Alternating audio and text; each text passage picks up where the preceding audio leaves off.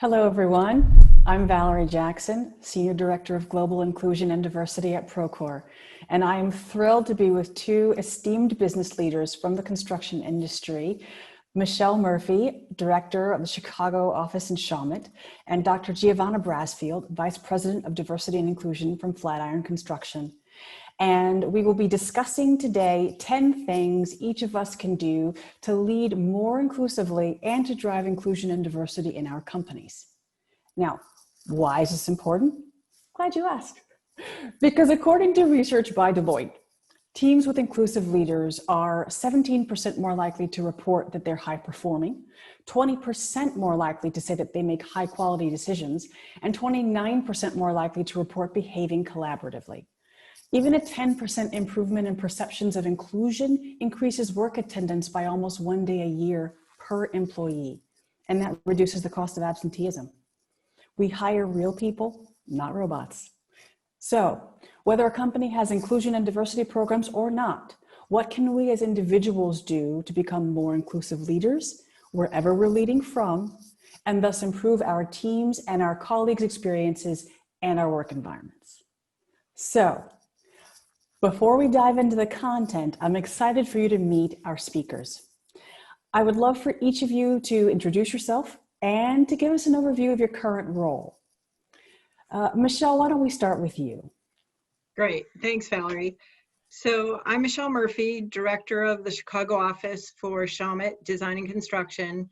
So I manage all the operations in the greater Chicago area for Shawmut. And I'm also our co-chair of the Diversity Leadership Council, where we work with our CEO to set the strategic vision for our DE&I work.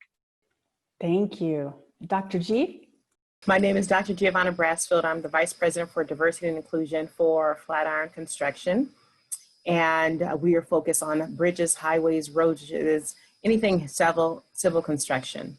I also am the Links joint venture comprised of Balfour Beatty, Dragados, Flatiron, and Floor, their inclusivity manager on the automated people mover project. And so over workforce, small business, youth engagement, a little bit of charitable giving as well. Thank you both. So you both have roles that extend pretty broadly in many senses. Can you talk to us about some first steps that our attendees can take when trying to lead more inclusively? And let's stick with you, Dr. G. So one thing, especially when it comes to dealing with this difficult topic, or for some, it's uncomfortable conversations in regards to diversity and inclusion, is the ability to just listen without thought, without judgment, but listen openly. And then from there, you'll get a sense of being empathetic within your thinking and listening. And it's more important now than ever to look, listen, and then also participate in trainings. You know, there's so much research that's out there as far as an industry, as far as in construction, what to do, how to do it, how to implement your program. But it's now more than ever is the time in order to look at these trainings for inclusive leadership, as well as unconscious bias trainings, and figuring out how to be a better organization. So it's that lean in overall, I would say. Thank you. What about you, Michele? I would offer a couple of things. Check in with your teammates and your direct reports. Ask them how they're doing. Acknowledge and understand there's a lot of stress with all that's going on in the world right now on top of our regular work stress, and everybody receives that a little differently. So adapt and flex your behavior to be able to meet others where they are. You know, the more you learn about where they're coming from, you can be more empathetic and approachable, and make your employees feel valued, that their input matters and they're being heard. You're on mute, Dr. G. You touched on a great topic, Michele, which is making sure they're being heard and having their voices. So one of the things we do recognize is our employees are our greatest asset as organizations. So what can we do to be more inclusive and making sure that we are hearing them? We're actually hearing the cries for ways of being more inclusive and listening to them. So yeah, I totally agree with what you just said. And to plus one on both of you, I like how you talk about how we need to listen to learn and expand and be nimble and open, not just in who we're talking to, but also in who we're learning from, right? The sources of information that we leverage, the authors of the books that we read and the podcasts that we listen to. I love that you are tackling these things. Michele? Yeah, I think it's really important to have a variety of sources and look at, there's so much work that can be done in this arena. It's really, just keep trying. So some of the things that I'm trying to do a little differently this year is be more conscious of how my behavior and communication style can help me learn more about my team and build some psychological safety. So what does psychological safety mean? Well, it's really a shared belief among a team that everybody feels safe enough to take some interpersonal risks, right? And avoiding things like blame, approaching conflict collaboratively instead of combatively, speak to each other kind of on a human-to-human basis. And, one of the things I think has been really interesting in our work from home era, as we're, still living in, is we've gotten a glimpse into people's homes. We've gotten their workspace, their home space, sometimes their family members, sometimes their pets. And it's kind of a nice opportunity to really build some deeper relationships. It's a great opportunity. Also, I think in being sure you invest equal time in your direct reports. So break that affinity bias. And it's a little harder with people physically separated if you're not accustomed to working remotely, but really be conscious about breaking that affinity bias. Let's also take a look back at the psychological safety. The foundation of that, you have to have trust within the overall person that you're talking to or interacting with. So the company and the employees need to have that collaboration when it comes to creating this safe space so that employees can feel like they can voice concerns. And especially like I touched on earlier, which is regarding these difficult and uncomfortable conversations often. So for one of the things that, we started doing this year, which is our listening tour, I would say, more of a town hall conversation where just employees were able to voice of how we could be a better organization as a whole. And our executives are leading that conversation. And the beautiful part about it, it wasn't just reactionary. It was something that was something we saw in the foresight of happening for this particular year. And we're proactive in doing and listening. And now taking that feedback and figuring out how we can really develop more programs, more inclusivity, and really looking at our we have 4 pillars specifically to address these diversity and inclusion efforts. I love that you touched on the power of action and efforts, because when we demonstrate that we are taking action on the information we're receiving, we're inspiring trust that we're going to take care of that feedback and information, right? And that's such a huge part of inclusion, that psychological safety. It's also a huge part of innovation. If someone feels comfortable speaking up about how we can do something better, they'll also feel comfortable speaking up about how we can do something more safely, right? Thank you both. So as we're navigating this though, as we're navigating all the things we're doing and all the new approaches we're taking, there's a lot to dive into and it can almost feel overwhelming, especially if we're just starting. So when you think about how each of you are personally navigating all that's happening, what are some ways you've been successful in navigating everything and taking care of yourselves? My own personal journey is definitely, because there's so many, just the toll on you day to day is taking that time for the personal recoup, which is the exercise, the time away from the desk. Because it's far too often where you're in the Zoom, meeting to meeting, and you don't have the time or the leisure like previously, where you could step away, you could go outside to a restaurant, you can go to grab a coffee in the shop.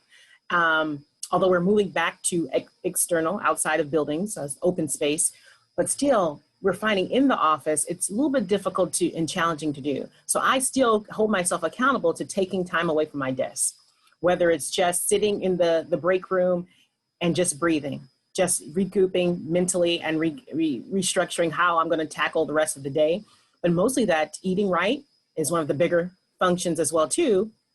And then also getting my sleep. I'm still working on that one. But as far as the need in helping us tackle our days and being able to adjust as leaders, these 4 things I would say are essential. And I would add to that, take some vacation time. You know, I've noticed a lot of employees are not using their PTO because they can't travel, but really encouraging people to take PTO, which has certainly helped me, definitely. And also use your employee assistance program.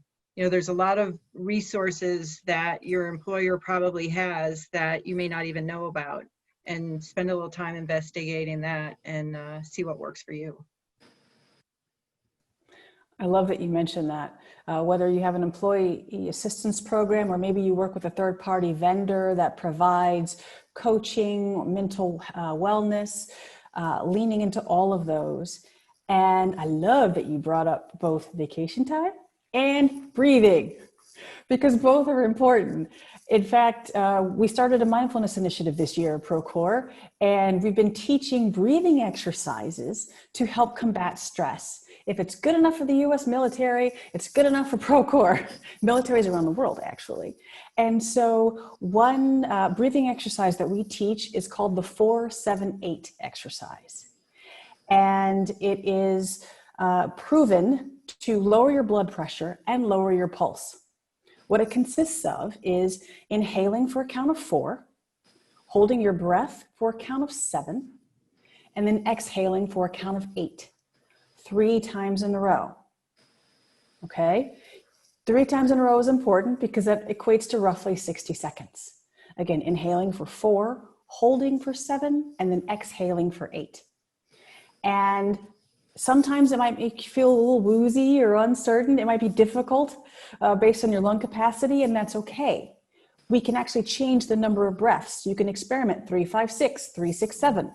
What's most important, however, is that the exhale is longer than the inhale, because that is what signals to our nervous system and to our bodies that we are safe to relax.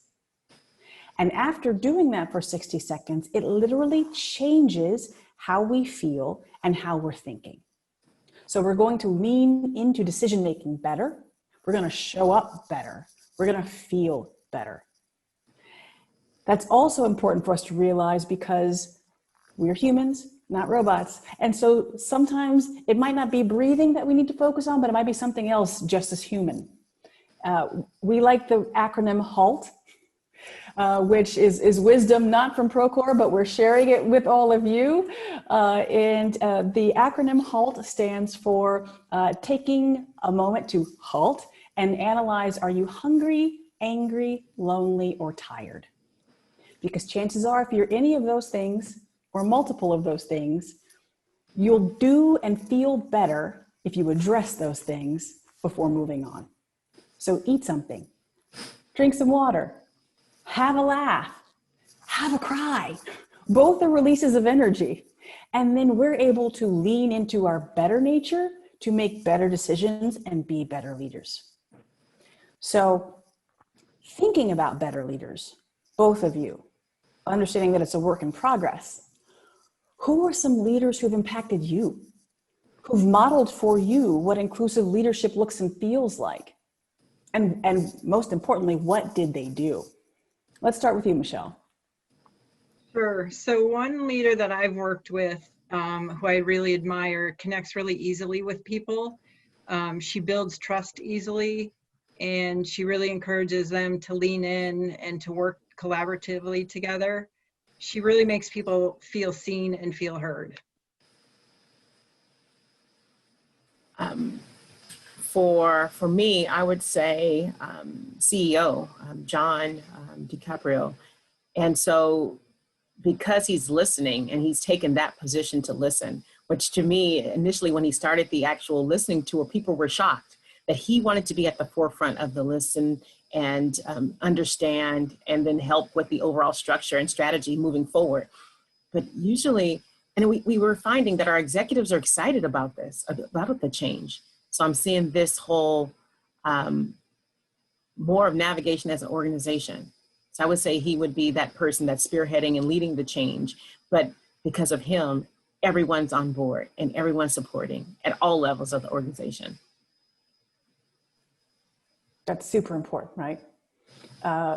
Remembering that we do have leaders at all levels, including those who don't have leadership in their titles.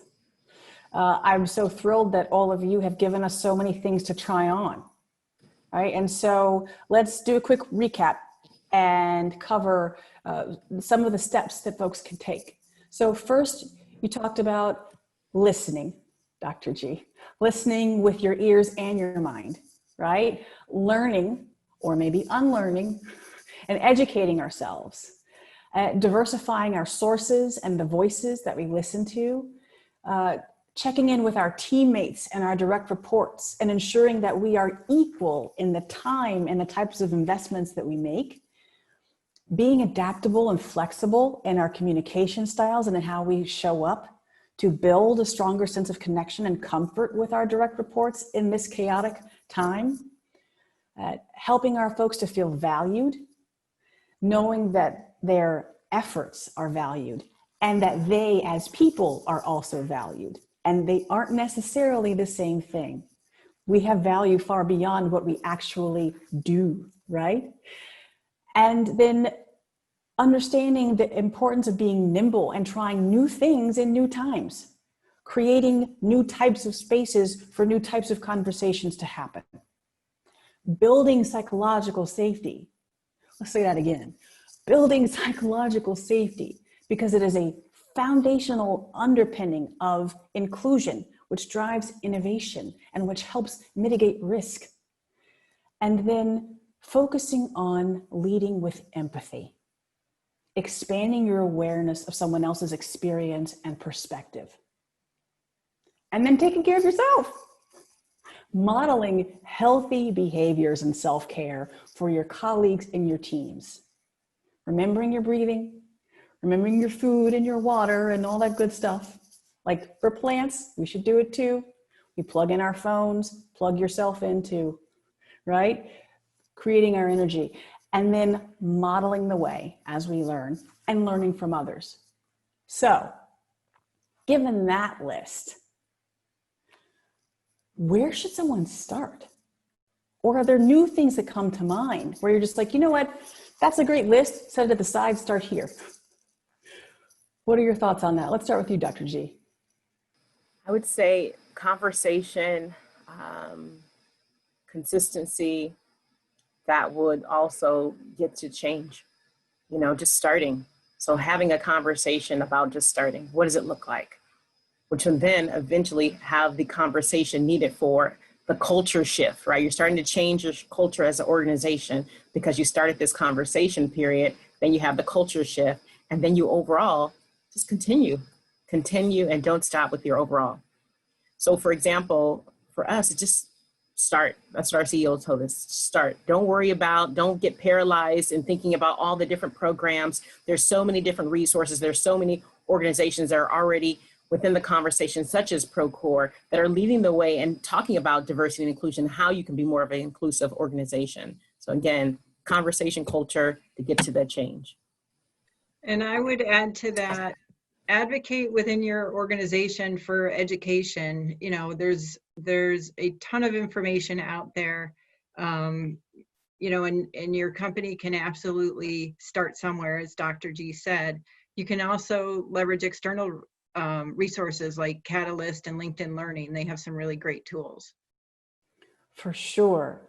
In fact, we at Procore use LinkedIn Learning. We are a very happy customer. And we also just published an interview with Martha Feeback of Catalyst on metrics companies can use to measure workplace inclusion and diversity and the success of their efforts. So that's in our blog series. There are so many other resources. We encourage all of you to share below what are some of the resources that have worked for you. What are some of the tips and approaches that have worked for you, so that everyone attending today can share from each other's knowledge. Remembering that we are all leaders in various spheres in various ways. How are we leveraging our behaviors to lead from the front, from the side, from the behind, from the rear? How are we leading from all aspects and in all aspects? Because we always have the opportunity to impact and touch someone else through our behaviors, directly or indirectly. So before we close, I'm going to ask you both to take a pause and think about this. If you could describe how you strive to lead inclusively in 1 or 2 words, or even a simple phrase, what would it be? If sort of the North Star of your approach to inclusive leadership could be encapsulated in a phrase, what would it be? I would say listen and learn. Yeah, also listen and yeah, engage. Listen and engage. Listen, learn, and engage.